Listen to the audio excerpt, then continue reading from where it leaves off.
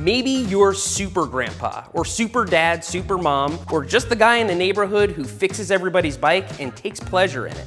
Today, we're gonna talk about 10 things you can get for your home bike shop to bring it up to the next level. Welcome back to Berm Peak. I'm Seth, and today we're gonna be doing something a little different, but kind of the same.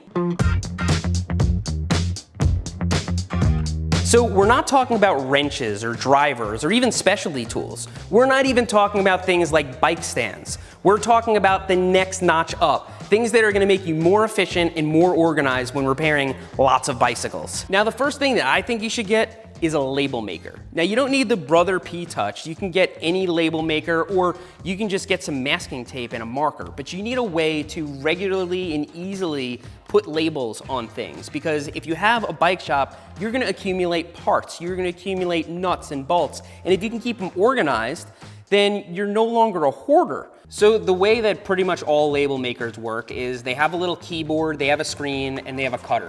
So you type in something like chain ring bolts, you press print, and then it's gonna pop out of the label maker. Then you can tear the backing off of it, and you can stick it to something. So this might sound weird or superficial, but one of the reasons I recommend a label maker is that it's fun.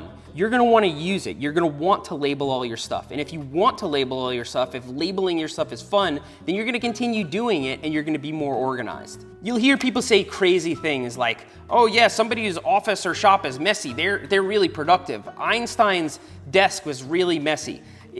Being organized is gonna help you get things done a lot quicker. While there are definitely some geniuses out there who are really scatterbrained and they manage to get a lot of things done anyway, it's despite their disorganization. So let's say you replace your friend's chain ring and his old chain ring bolts end up on your workbench.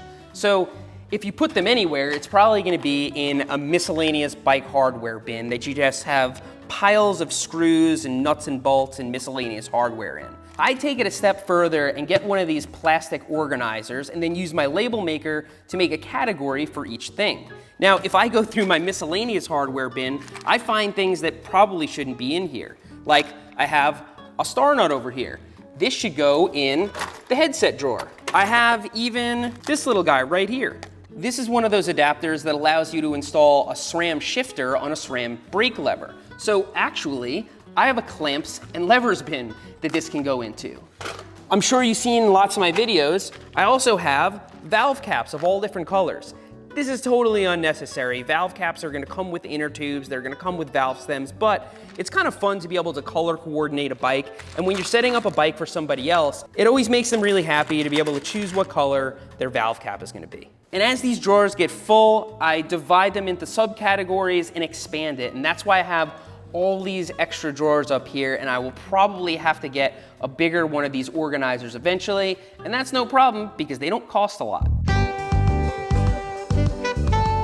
So the parts organizer is nice, but it's not gonna be big enough to put a seat or a seat post or a brake rotor in, and sometimes you're going to accumulate those. Now you might say, hey Seth, must be nice to have companies just sending you free parts, but actually most of my parts don't end up here that way. Most parts end up here because I upgraded something or I installed something for a friend and there were old parts that still worked, and so I hold on to them. Those old parts can come in handy if you break something or you're upgrading an old bike. And for those bigger parts, you're gonna need bins. Now, if you remember the video where I upgraded Eric Porter's shop, I loaded him up with bins. We must have bought like 25, 30 of them and put labels all over them. I have one down here called drivetrain and shifting, and I put old cables, cranksets, I put derailleurs, cassettes, anything that I come across that falls into the drivetrain category goes into this bin. Now, what am I gonna do with an old SRAM 11-speed cassette?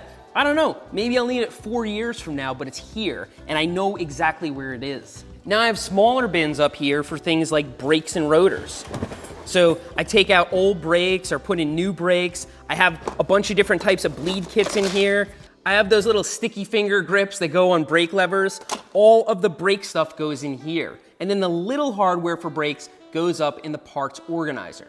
Now for bleeding brakes, I have a separate bin because that stuff gets really, really nasty. So anything that could leak out and kind of contaminate the rest of my parts, I keep in a separate bin, and that's going to include brake oil, suspension oil, anything that would fall into the category of oil. And just like those little cable ends, getting a lot of it is always gonna be more economical unless it sits around for so long that it just goes bad. I probably recommended this at least 10 times in various videos. Buying housing and cables in bulk. If you buy one set of shifter and brake cables online, it's gonna cost you at least 15, 20 bucks. And it's gonna cost you pennies pulling each one out of here. Now you might say, well, Seth, I just have to replace my derailleur, so I'm just gonna pay 25 bucks for one set and just call it a day. Okay, you're never gonna replace your derailleur again. You're never gonna have to replace your kid's derailleur, somebody in the neighborhood. If you're working on bikes a lot, then this is gonna be really cost effective, even after doing it just a few times. Truth be told, a really sweet floor pump is gonna handle 99% of what you need to do in the shop. You can see almost any tubeless tire with a floor pump, but an air compressor is a little bit better, and I'm gonna tell you why. Now, obviously an air compressor is faster. Obviously it's easier to seat tubeless tires with, but I like air compressors because of the other function, and that is the blower. You can disconnect your air chuck, and you can put one of these guys on it. Blowers are good for endless tasks in the shop, from cleaning parts, cleaning the shop itself, drying things off, non-lock-on grips like normal rubber grips. You can just get a little bit of air under it and twist it, and it'll fly right on with one of these. I use my blower so much that I have a dedicated hose for it and for my air chuck. And so I have a splitter, I have two hoses, and I can grab either one of these whenever I want. Again, a compressor and a good air chuck is a luxury, but one of these blowers is almost a necessity if you're doing this stuff all the time.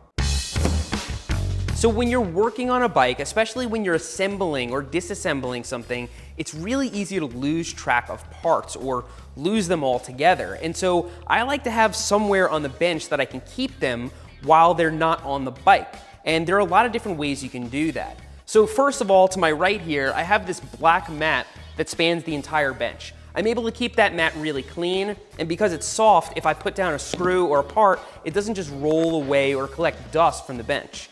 I also have this overhaul mat that Park Tool makes, and it has these different sections in it that you can put different parts in so you can keep them organized and, like I said, keep them from rolling off the bench. You could even use a paper plate with different sections in it, put different parts from your assembly in it, keep them separated from each other, and even take a little Sharpie and label what each one is if you wanted to. Then all the big dirty stuff in the tools you can scatter all over the bench and know that the parts and the really expensive important things are where you want them to be. You'd be hard pressed to find a Berm Peak video where we didn't use the bench vise. This is one of the most useful tools in the shop, and indeed, any bike shop you go to is gonna have a bench vise. There are just so many things you can use it for that it just doesn't make sense to not have one.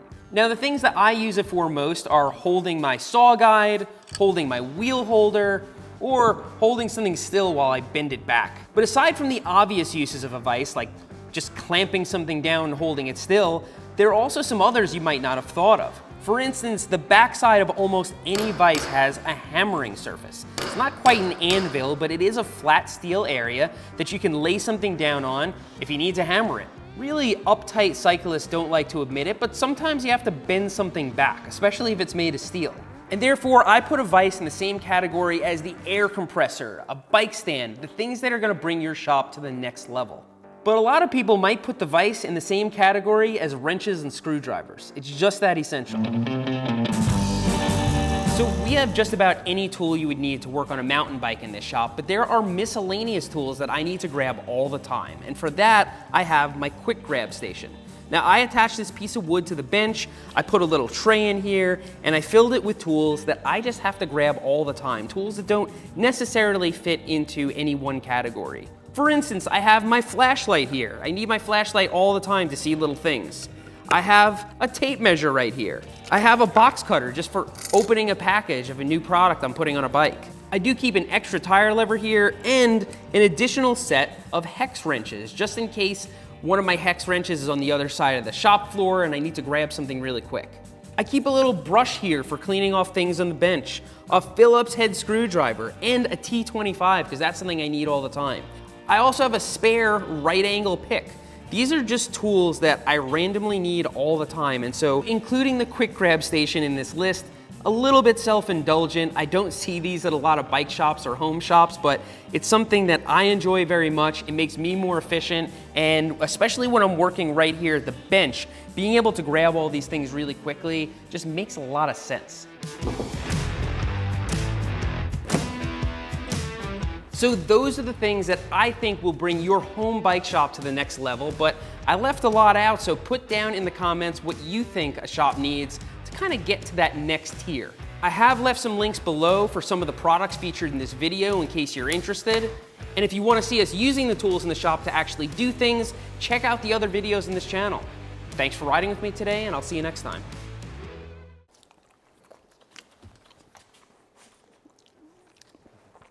You gonna stay around here now? So we'll bring your shop to the next tier. That doesn't sound right. I think the first one was fine. Yeah, I gotta go pick up my grandparents.